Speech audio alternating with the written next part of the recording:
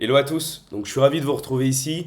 Alors je me suis dit que pour la présentation, pour continuer cette présentation, ce qui était pas mal, c'est peut-être de montrer une de mes parties en tant que joueur, comme ça vous avez aussi ma rencontre en tant que joueur d'échecs, voir comment je réfléchis, voir si effectivement vous comprenez, si ça peut vous aider pendant vos propres parties, et comprendre un petit peu mieux comment je réfléchis, et comment je suis susceptible d'enseigner.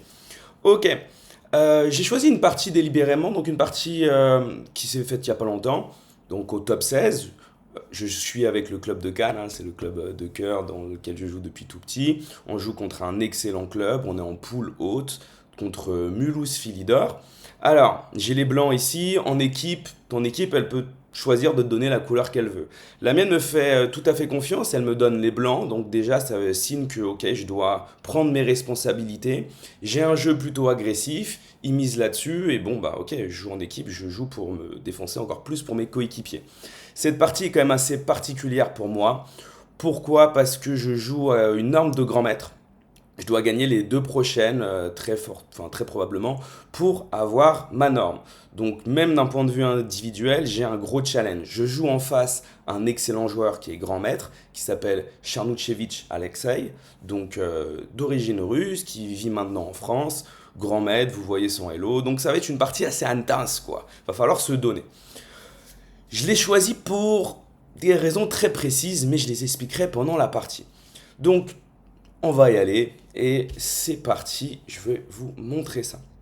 Donc, ok, je joue E4, j'ai les blancs et je vois le matin que mon adversaire joue très souvent des systèmes de moderne ou de pirque, tu vois. Alors la différence entre une moderne et une pirque, elle est minime. Une pirque, c'est lorsque ton adversaire met un cavalier en F6 dans cette structure. J'ai aucune info s'il va le mettre ou pas pour cette partie, bien que dans le tournoi, il l'a déjà mis.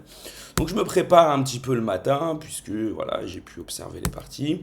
Ça, j'avais travaillé. Et ici, normalement, il joue cavalier F6. Sauf que, bah, évidemment, il change et il joue le coup C6, qui est un coup intéressant. Donc c'est assez classique dans ce type de structure.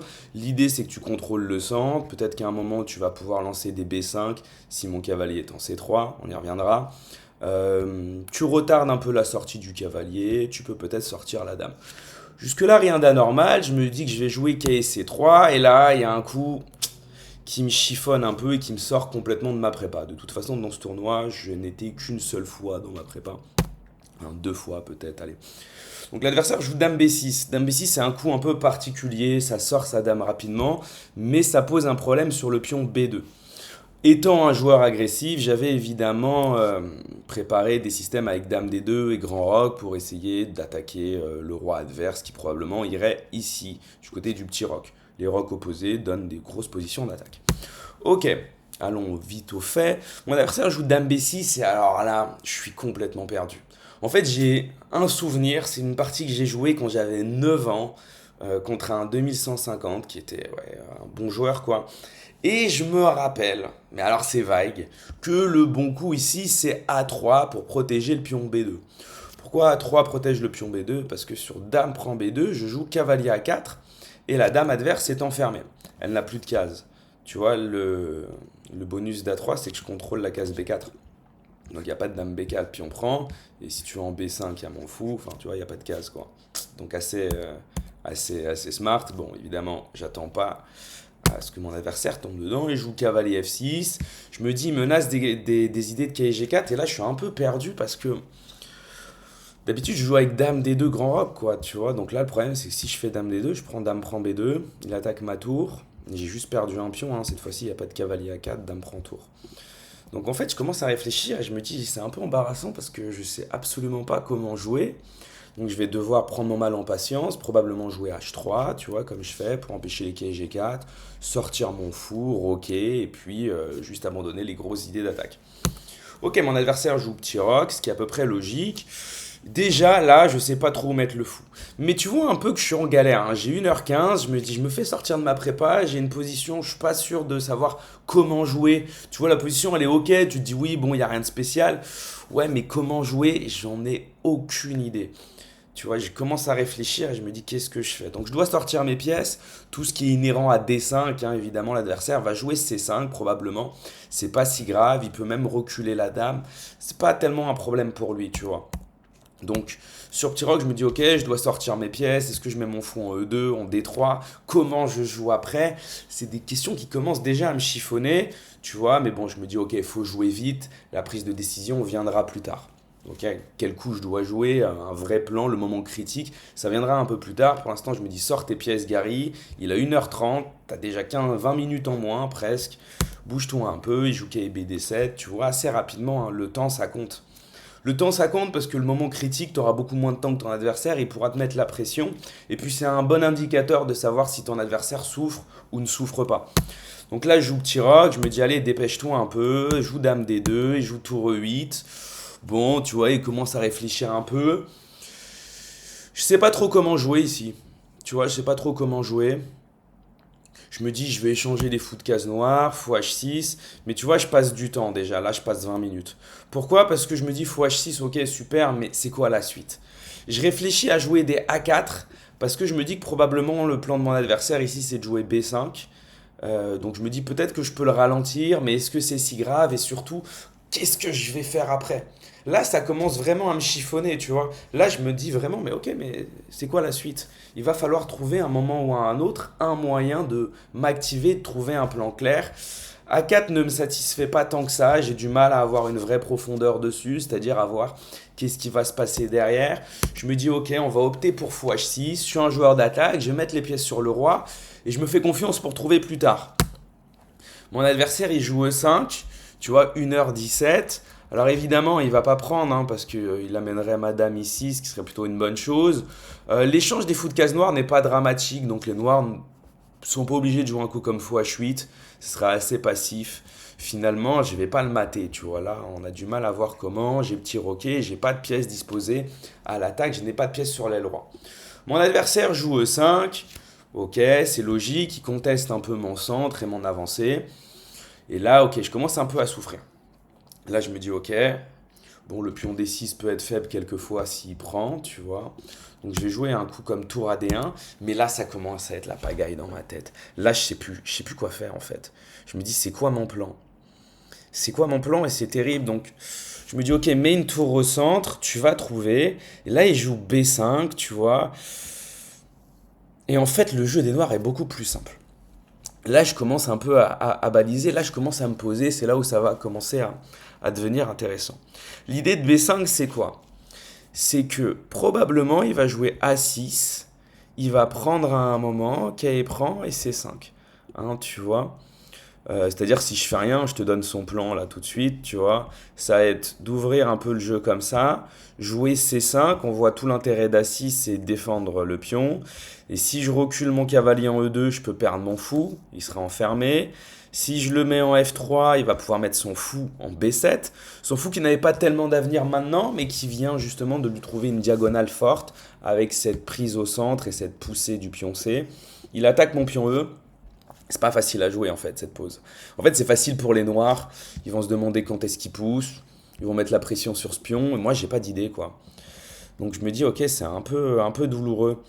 Euh, et il faut que je trouve absolument une idée. Là je me dis par exemple que, oh, excusez-moi pour ce bug, ok. Dans cette position, je me dis par exemple que, tu vois je peux mettre un cavalier en E2. Je peux mettre un cavalier en E2, peut-être avec idée de le replacer sur le roi. Mais en fait, je me dis, ok, tu vas juste prendre pion prend, ok, prend, mal ciao, merci, bonsoir, t'as donné un pion et bravo Gary, quoi. Donc je me dis, ok, cette idée, je peux pas me venir à l'esprit là tout de suite. Faut que je joue un coup tour E1 pour toujours avoir un défenseur sur ce pion, tu vois. C'est-à-dire que si je fais des cavaliers E2 plus tard, surprise, je pourrais reprendre du cavalier et ma tour défendra le pion. Donc là, ok, mon adversaire joue à 6. Donc le plan qu'on avait prédit, hein, que je m'étais dit, ok, ça va être la suite. Et je me dis quoi faire là? Qu'est-ce que je dois faire? Faut trouver un plan. Et je réfléchis sur son temps, tu vois. Mais regarde, il a 1 heure, j'ai 38 minutes, j'ai aucune idée. Tu vois, je peux faire semblant, je mets des tours au centre, je respecte les principes. Au fond de moi-même, je suis là, et je suis en mec, t'as aucune idée de ce que tu vas faire. Trouve un plan et dépêche-toi. Tu vois. Dépêche-toi parce que sinon tu seras très mal. Je commence à penser à une idée. En fait, je commence à penser à une idée. Je me dis, oui, effectivement, je peux peut-être jouer cavalier E2. L'idée, c'est que s'il fait rien, je peux mettre mon cavalier en G3 et ramener ce cavalier sur l'aile roi et avoir des idées d'attaque. Là, je me heurte à un problème, tu vois. Un problème que je sens venir depuis un moment, à vrai dire. C'est que sur prise en D4, je peux jouer cavalier prend. Alors certes, mon pion E4 est défendu cette fois-ci par ma tour, mais mon adversaire peut jouer un coup qui peut être chiant. C'est C5. Alors là, C5, tu vois, je réfléchis. Je me dis, ok, le problème, c'est que je peux pas reculer mon cavalier en E2, ni en B3, parce que je me prends C4 fourchette ici. Et là, je me prends C4 enfermement de pièces. Donc c'est la crise. C'est la crise ici, c'est la crise fort. Je me dis, ok, le truc, c'est que sur C5, j'ai un thème tactique qui est malin. C'est que je peux jouer cavalier F5. S'il prend le cavalier, je joue dame G5, et en fait, il est mat imparable. Complètement cloué ici. J'ai deux attaquants. Et tu vois, ces pièces, elles sont tous un peu à l'aile dame. Donc il y a un manque cruel de défenseurs. Donc je me dis, ok, cette variante, elle est parfaite. Je peux rentrer dedans. Et sur ces 5, cavalier F5, j'attaque le fou. Peut-être qu'il doit prendre. Je peux jouer cavalier prend un chi. J'ai beaucoup d'attaques. Je suis super bien, tu vois. Là, j'ai réussi à inverser la position. Mais le problème, c'est que je me dis, ok, mais s'il est malin, il fait fou prend fou. Ici, tu vois, avant de jouer C5, pour pas se prendre ce clouage, il va jouer fou prend fou. Je vais être obligé de jouer dame prend.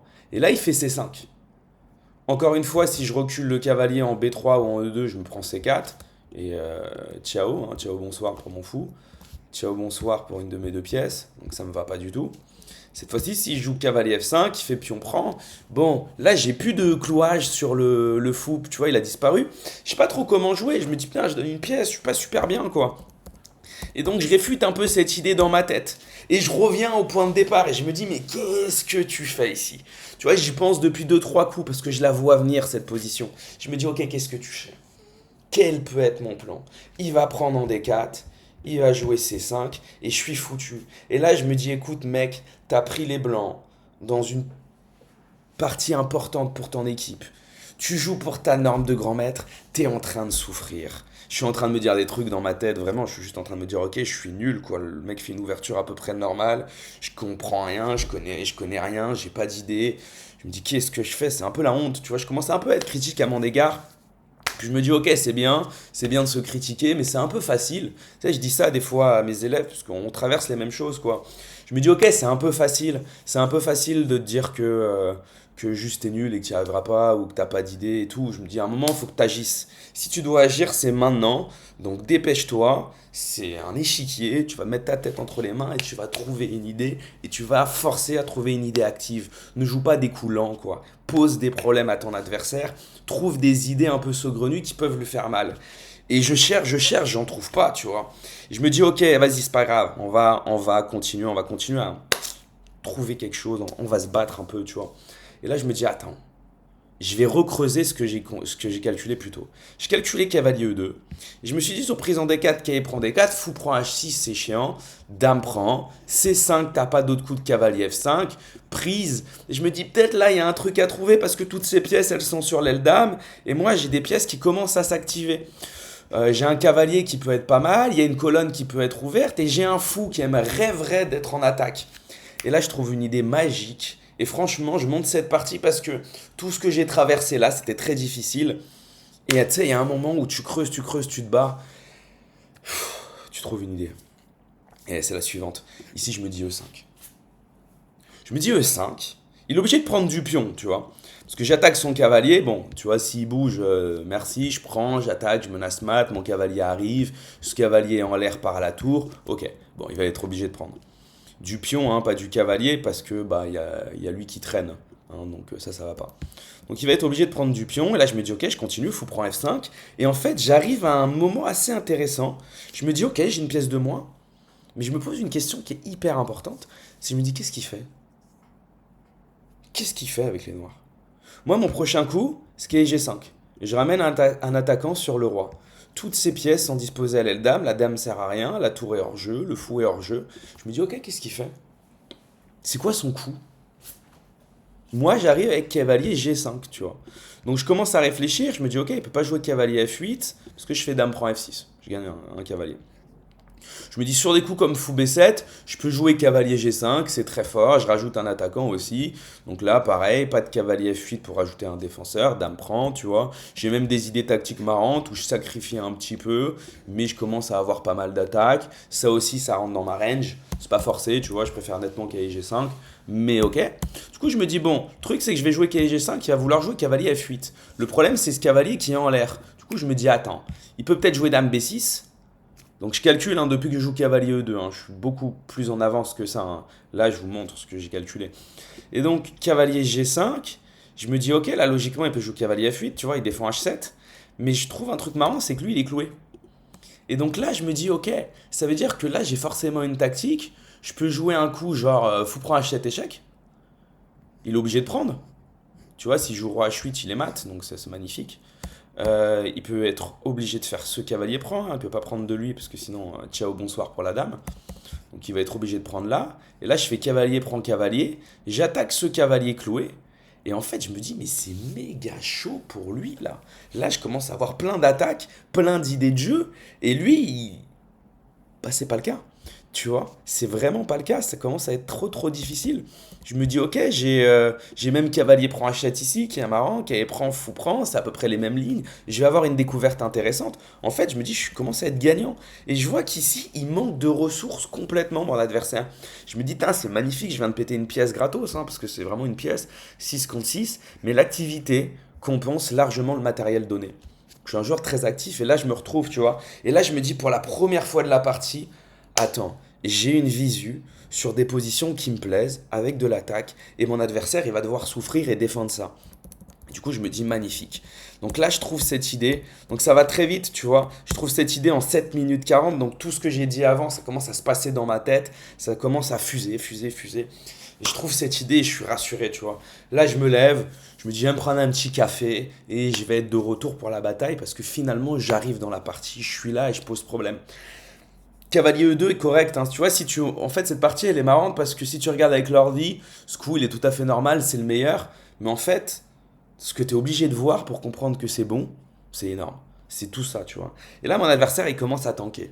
Il commence à prendre du temps. Tu vois, il me met une demi-heure à la pendule. Il me joue assez vite. Tu vois, je sens que dans son attitude, il est très confortable depuis le début. Il voit dans la mienne que je ne le suis pas. Et là, je vois un changement. Et donc, je me dis, ok, je crois en ma chance. Là, manifestement, il faut croire en sa chance. L'adversaire, il fait prise en D4. Déjà, il réfléchit 11 minutes, tu vois. Là, je me dis, ok, courage. Je prends quasiment à tempo. Tu peux voir sur le temps. Cavalier prend D4. Et là, il commence encore à plancher. Il calcule C5 ou fou prend H6, mais il voit que ça marche pas. Tu vois, il voit tout ce qu'on vient de voir, en fait. Donc, en fait, les échecs, c'est la phase émergée de l'iceberg. Ce que tu vois, une partie, c'est la phase émergée de l'iceberg. C'est-à-dire que tout ce que tu as vu et qui te permet de juger des positions qui sont bonnes pour toi ou mauvaises pour toi, bonnes pour ton adversaire, mauvaises pour ton adversaire, tu vois, lui c'est pareil, ça va indiquer ce que tu vas jouer ou pas jouer. C'est-à-dire qu'ici, il va calculer C5. Bien sûr qu'il va calculer C5. Mais ça marche pas, il joue cavalier E5. Regarde le temps qu'il prend. En 2 coups, il vient de me rejoindre à la pendule. Hein, à 10 minutes près, hein, il a toujours plus de temps, mais il vient de me rejoindre. Ok. Je suis un peu déçu qu'il joue cavalier E5, j'aurais aimé qu'il tombe dedans, mais le mec est grand maître, c'est un excellent joueur.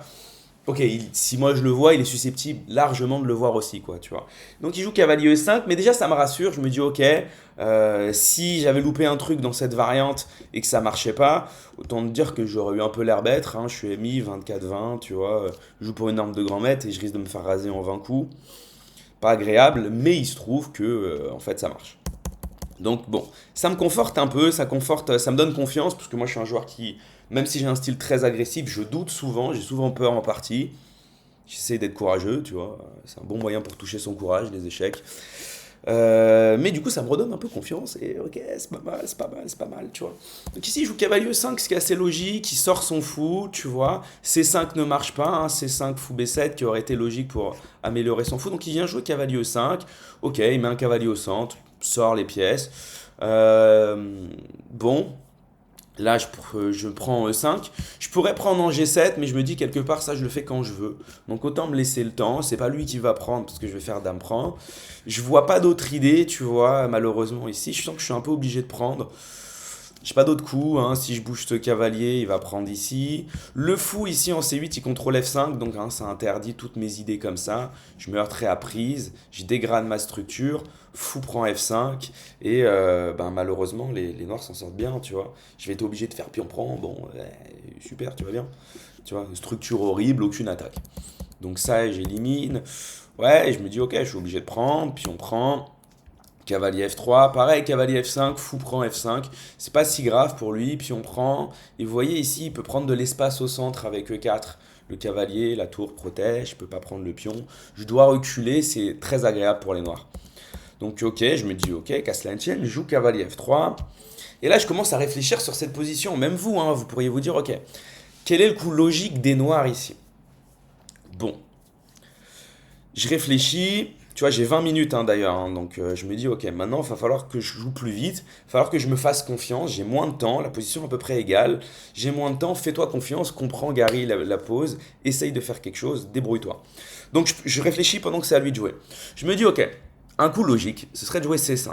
Il prend de l'espace, tu vois, il peut menacer des C4, attaque mon fou, et jouer avec fou B7 pour taper sur le pion E4.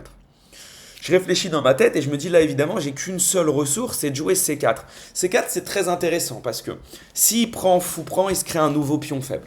Tu vois, ici le pion C5 est un pion faible, c'est un pion qui est isolé en fait tout simplement, il n'a aucun pion sur les colonnes à côté, colonnes adjacentes. Il peut être bloqué par mon pion et facilement attaquable puisqu'il va se retrouver sur une colonne qui est semi-ouverte. C'est-à-dire une colonne où je peux mettre une tour sans qu'il y ait de pion à moi sur la colonne. Donc je vais pouvoir attaquer ce pion plus tard. C'est un petit avantage, ce qu'on va appeler un avantage à long terme. J'aime le court terme, j'aime quand ça bagarre, il y a beaucoup de calculs.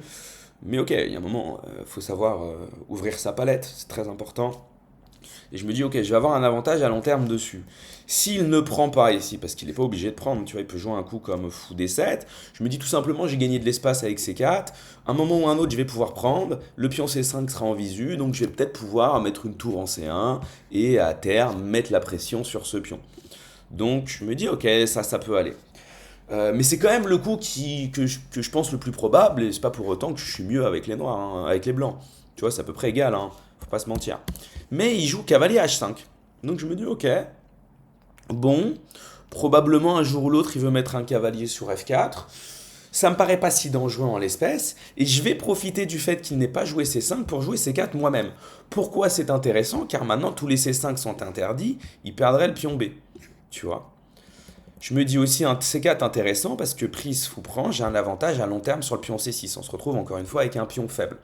Donc ok, c'est plutôt positif pour moi. Je vois pas trop ce qu'il va faire, tu vois. Je me dis ok, probablement il ne doit jamais prendre. C'est désavantageux pour lui à cause du pion C.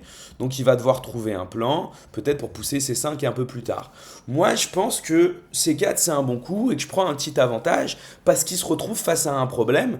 Comment je gère avec les noirs pour avoir un plan pour peut-être essayer de jouer C5 plus tard. Maintenant que je ne l'ai pas joué, que je l'ai joué peut-être, j'ai joué cavalier H5 qui était selon moi un petit coup douteux.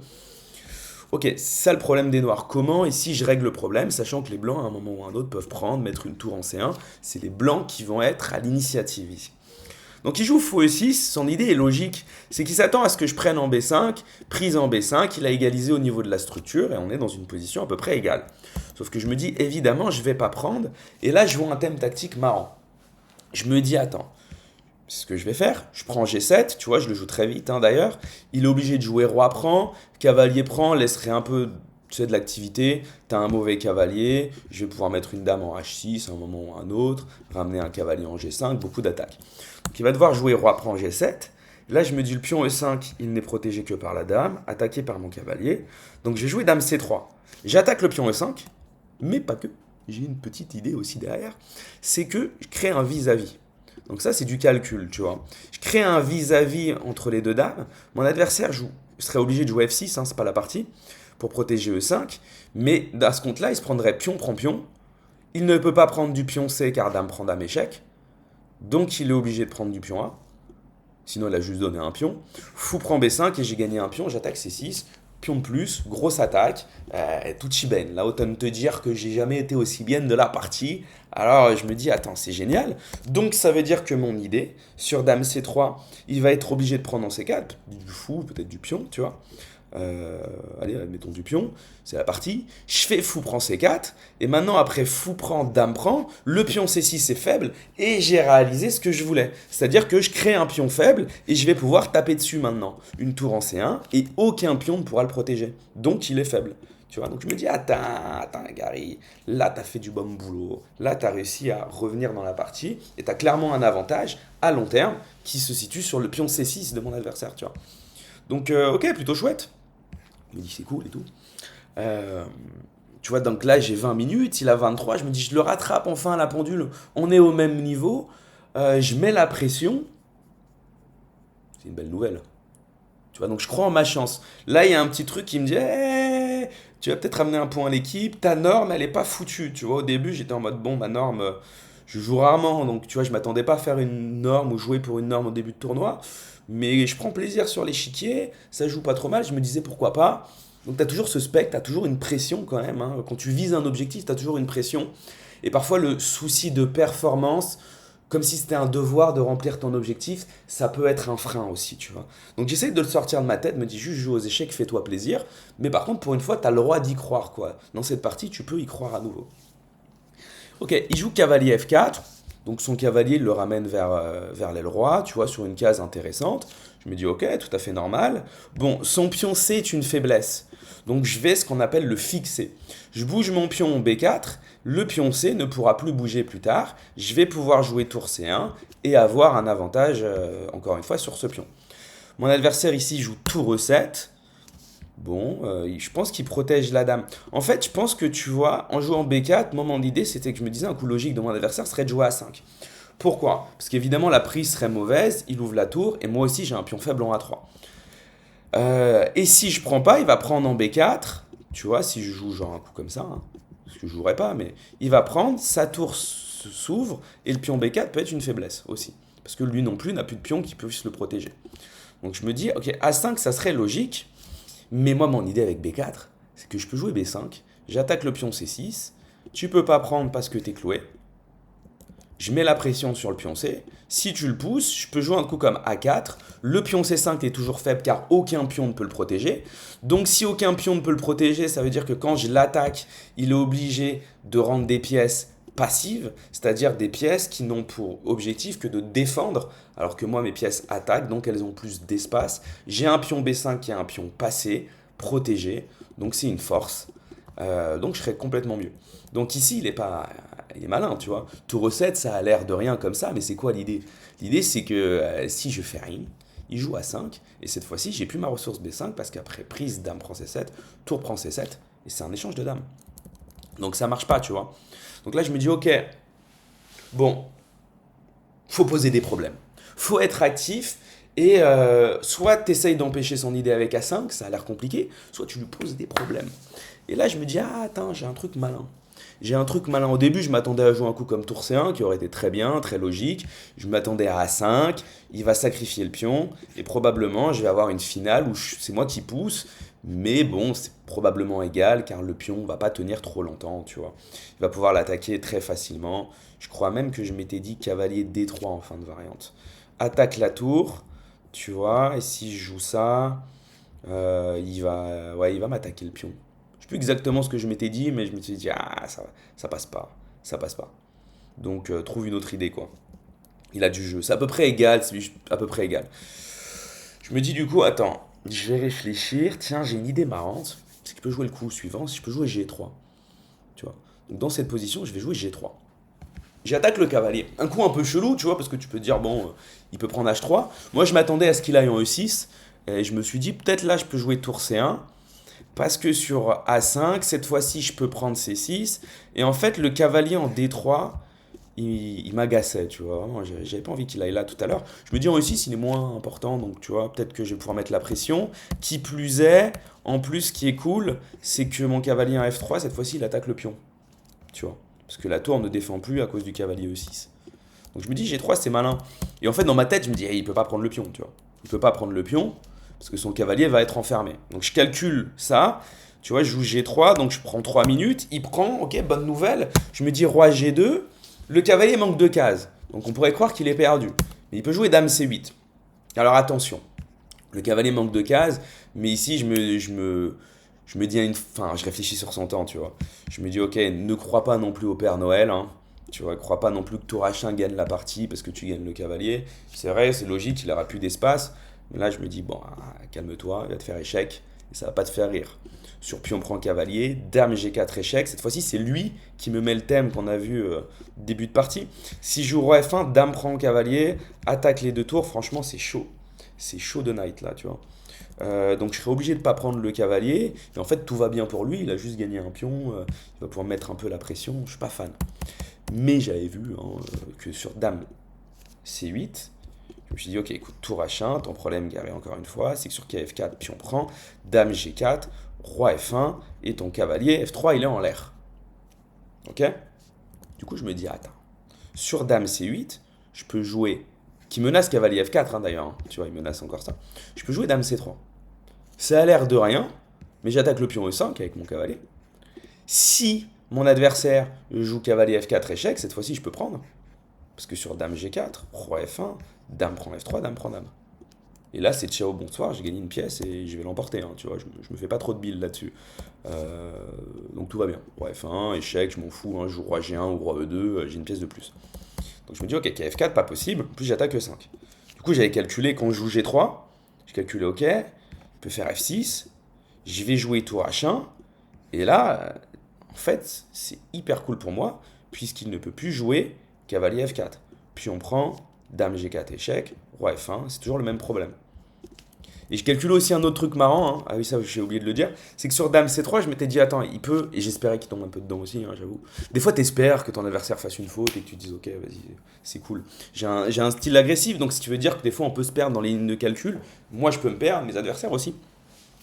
Je montrerai des parties hein, où j'ai perdu, tu vois, dans le club. Je vais faire des analyses de parties parce que je trouve ça intéressant de montrer comment on réfléchit. Même ce qui passe par la tête psychologiquement d'un joueur, tu vois. Là, c'est le moment un peu d'excitation. Mais mes défaites, évidemment, je me ferai un plaisir d'en parler. Plaisir, mais plaisir quand même. C'est important de comprendre ses défaites. Ok, en fait, là aussi, j'avais vu un truc marrant. C'est qu'il peut jouer dame G4 ici. Sur tour H1, évidemment, cavalier F4, donc il s'en sort. Mais ce que j'avais prévu, c'était prise en E5, mais je ne peux pas m'arrêter là. Parce que ici, il peut jouer cavalier F4 échec. Du coup, mon roi doit aller en G1. S'il va en F1, je me fais mater. Hein. Donc, je me dis, ok, je suis obligé d'aller en G1. Et là, je calcule une ligne marrante. C'est que je me dis, ici, il peut faire 2 coups qui peuvent être chauds. Mais il peut faire un truc un peu sournois, c'est qu'il peut faire dame prend tour. Si je fais tour prend, je peux abandonner. Cavalier E2, je perds la dame.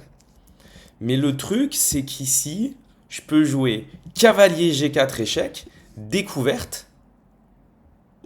Le roi doit aller quelque part, tu vois. S'il va en G8, je joue H6, je le force à aller en F8, dame H8 mat. S'il va en F8, dame H8 mat. Ok, G4 gagne, hein. F6 c'est pareil, dame prend, ça, et je peux mater. Donc va bene così, tu vois. Je me dis, ok, marrant. Je vérifie si elle marche aussi sur KE2, qui pourrait être logique, fourchette. Je sacrifie ma qualité, mais j'ai encore ce thème tactique qui gagne. Le même, hein, je ne vais pas vous le remontrer, vous avez compris. Donc je me dis, magnifique, ça aussi, ça peut passer. Tu vois, il commence à avoir plus de temps. Je me dis, bon. Et là, il joue F6, tempo, tu vois, donc fin de mes rêves. Je me dis, ok, allez, concentre-toi, tour H1, cavalier G5. Tu vois, mais tu sens, hein, je prends un peu de temps.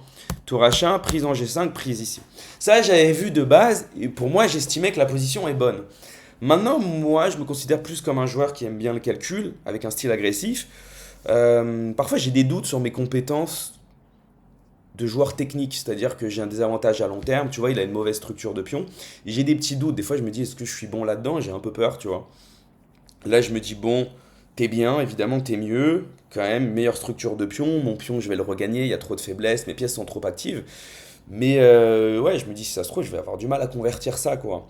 Donc je doute un peu de moi-même, mais je trouve que c'est bien les échecs parce que c'est un lieu de rencontre avec soi. Parfois, on se sent pas capable de faire des choses, un peu comme dans la vie. Et finalement, tu te rends compte que, essaye.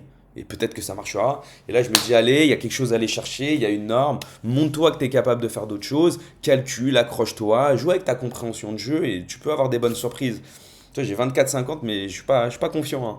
Mais on essaye. Faut toujours essayer. Faut jouer avec soi-même, quoi, tu vois.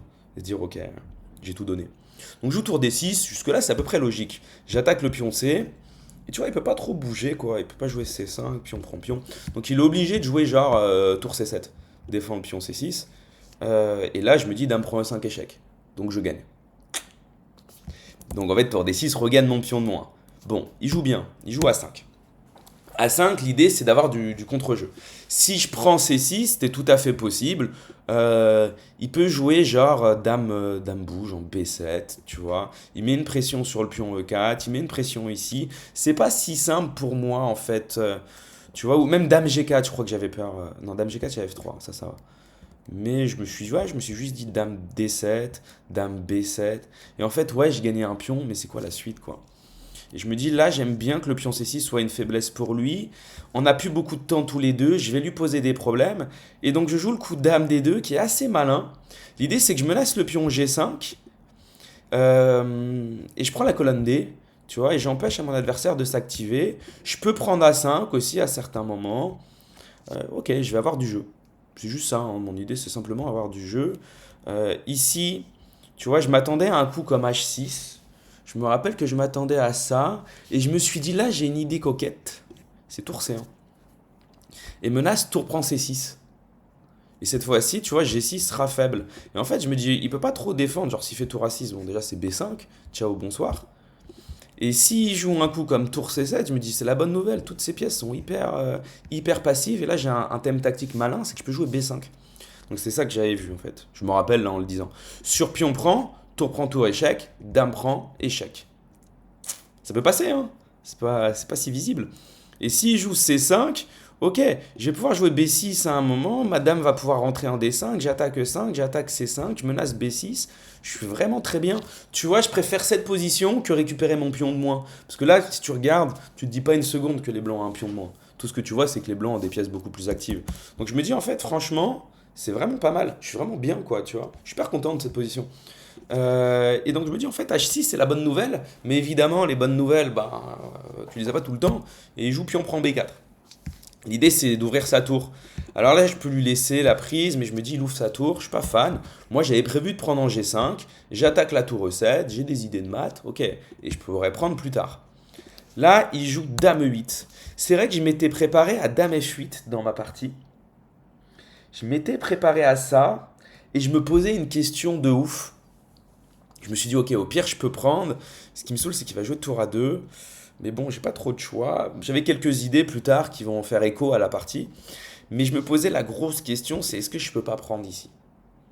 Roi prend, tour prend G6, menace dame H5 mat. Donc je fais péter une tour, tu vois, mais je menace mat. Donc c'est concret. Et je me suis dit tour G7.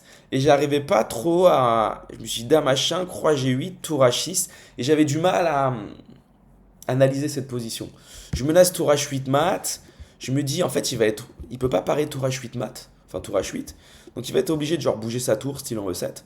Et je me dis, au pire, je peux récupérer la dame. J'ai peut-être des maths, je sais pas. Ça sent bon, quoi. Tu vois, je me dis vraiment, ça sent bon. Donc, je me dis, ok, ça peut être vraiment aussi intéressant. Et dame F8, c'est hyper logique. Parce que sur la prise, je t'ai dit, hein, t'as des idées de tour A2. Mais du coup, il voit ça, il joue dame E8. Qui est marqué mauvais coup, hein. C'est ça qui est fou. J'ai du mal à comprendre le mauvais coup, hein, je vous dis la vérité. Bon, là je me dis la sauge suivante, ok, les sacrifices ça marche pas, je me dis ok je vais prendre B4 cette fois-ci, je garde mes idées de dame H6, etc. Je le laisse la pression, il a 8 minutes, j'ai 10 minutes, tu vois. Je le joue assez vite pour commencer à dire, toi t'as pas des coups faciles à jouer avec les noirs, donc prends tes responsabilités. Moi j'ai des coups faciles à jouer avec les blancs, je menace une chose, deux choses, tu vois, trois choses, quatre choses peut-être même. Donc moi j'ai le choix, toi qu'est-ce que tu fais? Avec les noirs il décide de jouer dame F7. Il me donne le pion C6, mais là je me dis ok, il va jouer tour A2 et c'est pas si simple pour moi quoi. C'est pas si simple. À noter que sur dame F7, j'ai failli péter un câble. J'ai failli jouer ça. Et j'étais trop content. Tu sais, des fois, tu as l'excitation qui monte. Quand tu joues une partie que tu penses gagner, tu te dis ah putain, attends, il y a un thème tactique qui gagne. Et en fait, je me dis c'est génial parce que sur dame prend E7, bon là je le rase. tu vois. Mais évidemment, il va jouer H prend, Dame H6, Roi F6. Et là, en fait, j'ai pensé à Roi G8, Dame H8 mat, et j'ai complètement halluciné. En fait, il peut jouer Roi F6, et c'est lui qui m'arrase, tu vois. C'est lui qui me dit merci, ciao, merci pour ta norme, merci pour ta partie, merci, j'ai apprécié. Donc, du coup, j'ai une petite frayeur. Donc, tu vois, je pense à une autre idée, je joue tour F6. Tour F6, c'est malin parce que, en fait, j'ai pas envie de lui laisser du jeu, j'ai pas envie qu'il s'active, j'ai envie de continuer à le presser. Donc, je joue tour F6. L'idée, c'est la suivante, c'est que sur prise, c'est la partie, tour prend H7 échec, roi prend, dame prend F6. J'ai gagné un pion, dame contre, tu vois, dame pour moi, ça vaut 10. Hein. Dame contre 2 tours, c'est égal. Sauf que j'ai gagné un pion dans l'échange. Et 1, 2, 3 contre 1, 2, 3, 4. Et j'attaque 7 tours, ce pion, ce pion. Donc, je vais gagner encore un autre pion. S'il ne prenait pas, parce qu'il n'aurait pu ne pas prendre, s'il joue un coup comme Dame C4, il prenait prise, pion prend, Dame prend E7. Et ouais. Donc je me suis dit, il peut jouer un coup comme Dame E8, mais là je peux prendre C6, il peut toujours pas prendre parce que Dame prend E7 et c'est fini. Hein. Il y a H7 qui tombe en plus. Et en fait, cette fois-ci, tour A2, c'est beaucoup moins grave parce que il menace rien. Autant tout à l'heure, il menaçait quelque chose, là c'est pas le cas, je peux jouer échec, je peux jouer B5, tout y baigne. Tout y baigne. Tu vois, donc ok. Donc tour F6, il prend, ce qui est le bon coup, je pense. Prise, roi prend, dame prend F6. Il joue tour C7, l'ordi dit mauvais, mais franchement, c'est incompréhensible que ce soit mauvais ce coup. T'as pas envie de laisser le pion C6 en fait. Parce que le pion C6, si je le mange, je crois que l'ordi, tu vois, fou comme il est, il disait ça. Mais si je le mange, j'ai quand même mon pion B passé, quoi. Donc avec les noirs, je comprends qu'il soit dit tour C7. Je prends le pion, tour B7. Et il se dit probablement qu'il va réussir à gagner B4. Donc il n'a pas tort, les 2 tours, je pourrais pas lutter contre, hein. Je pourrais protéger qu'une fois le pion avec madame, lui 2 fois, donc je me dis ok, je vais attaquer C6, et on va rentrer là-dedans, je joue E5, il n'a plus beaucoup de temps, et ok, là je me dis c'est de la technique. J'ai 2 pions de plus, comment gagner? Et là je vois qu'une seule technique, c'est de me dire je vais pousser mes pions, je vais créer 2 pions passés. Un pion passé ça suffira jamais, tu vois. Il va jouer ça, et en fait les 2 tours vont le bouffer.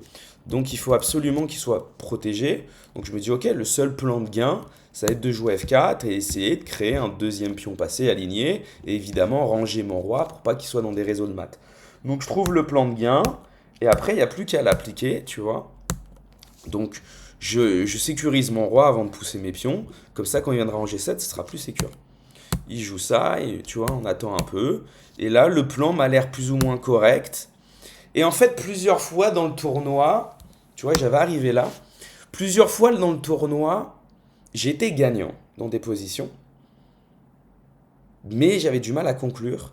Et je me suis dit, on verra bien. Tu joues un peu trop simple, tu vois. Tu te dis, on verra bien.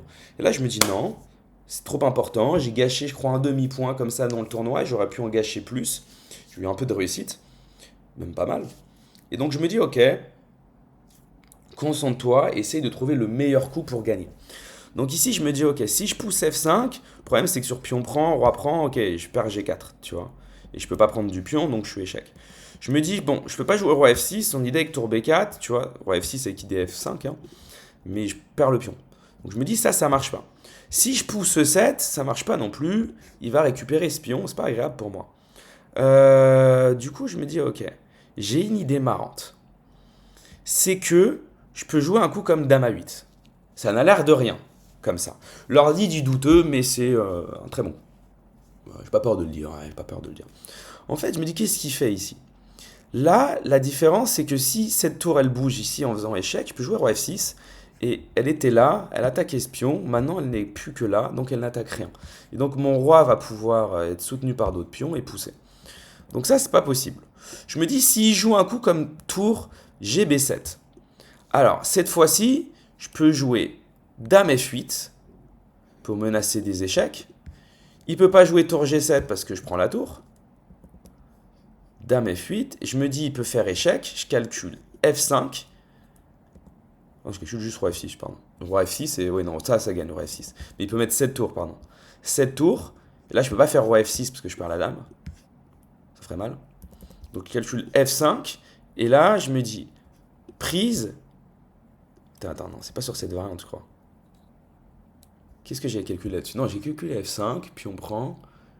Non, j'ai juste calculé prise et prise. Et ça gagne. Juste ça gagne. Non, je me prends la tête, je sais pas pourquoi. Je me rappelle plus ce que j'ai calculé. Dame F8, échec. Ouais, non, ça gagne. Bon. Bah non, mais tout gagne en fait. Je sais que j'avais calculé une ligne marrante. Je crois que c'était là-dessus, mais. Où je faisais un truc du style. Dame F8. Bon, échec, je sais plus. J'ai calculé un truc où j'arrivais à le mater, mais c'est pas là, mais c'est un truc qui ressemble à ça, tu vois. Et en fait, j'arrivais à le mater, mais là, c'est pas, en l'occurrence, c'est pas ça parce qu'il y a top rampion. Donc, non, juste, je me rappelle plus, mais c'est pas très grave. Juste, je me dis, ok, en tour GB7, de toute façon, il y a des moyens de gagner. S'il met 7 tours en B7, bah, je vais pouvoir jouer roi F6, encore une fois, je vais pouvoir jouer F5. Et en fait, je me dis, un des coups les plus logiques en plus, c'est là-dessus, et ça, c'est pas mal, c'est qu'il joue tour G8 pour chasser madame. Sauf qu'ici, je vous laisse trouver la conclusion. Mettez pause si besoin. Je joue dame H1. Voilà. Dame H6 mat. Et je mate. Donc il est allé dame H1 à Bondon et je gagne la partie comme ça. Je suis assez content. Je tenais particulièrement à la montrer pour ce début qui est très fastidieux en fait. Tu vois, des fois tu te retrouves dans des positions, tu places tes pièces, tu respectes les principes des échecs, mais t'as pas d'idée claire et tu repousses. Tu repousses ça plus tard, tu vois. Mais il y a un moment où tu peux plus repousser. Là, c'est ce qui m'arrivait. Je repoussais, mais il y a un moment où stop. Tu dois regarder en face la position, te dire trouve un plan, bats-toi, trouve une idée. Psychologiquement, c'est dur. Tu vois, on peut avoir tendance à se rabaisser, à être dur avec soi-même, tu vois, à se juger. Je pense que tout le monde fait l'expérience d'un amateur comme un très fort joueur. On se dit tous des fois, putain, t'es nul, vas-y, enfin, tu vois, tu fais n'importe quoi. Comment tu peux pas voir ça et tout, tu vois. On fait tous l'expérience de ça. Faut savoir que bon, il y a un moment, faut savoir le gérer, le mettre de côté, se battre pour trouver des idées, récupérer le plaisir des échecs, quoi. Moi, je sais que mon plaisir, il se retrouve là-dedans, quoi, quand tu trouves ce genre d'astuces, où tu arrives à trouver des sacrifices de pièces, l'activité des pièces, donc t'es pas très matérialiste, t'as une belle attaque. Moi, c'est des trucs qui me font kiffer, et même de le trouver une vérité sur l'échiquier, ça me fait kiffer. Donc quand je pense à ça, j'essaye de recentrer et me dire, ok, le plus important, finalement, c'est ton plaisir. Euh, voilà, chercher, même si tu trouves pas toujours, chercher, trouver des idées nouvelles, trouver des belles idées, c'est mon kiff, donc essaye de te rattacher à ça plutôt qu'à un souci de performance ou un devoir ou à cette voix dans ta tête qui t'empêche, quoi, tu vois. Elle existe, mais j'arrive à la gérer un peu comme ça. Puis la partie était plutôt pas mal, il y a quand même du calcul, mais il y a aussi de la stratégie, plein de belles choses. Donc je vous remercie, j'espère que cette vidéo vous a plu, c'était vraiment une occasion pour moi de me présenter un peu en tant que joueur. Voilà, aborder les thèmes qu'on va pouvoir travailler au sein du club. Je vous souhaite une excellente journée, soirée, je sais pas si quand vous regarderez cette vidéo, mais ça a été un plaisir pour moi. Au plaisir tout le monde.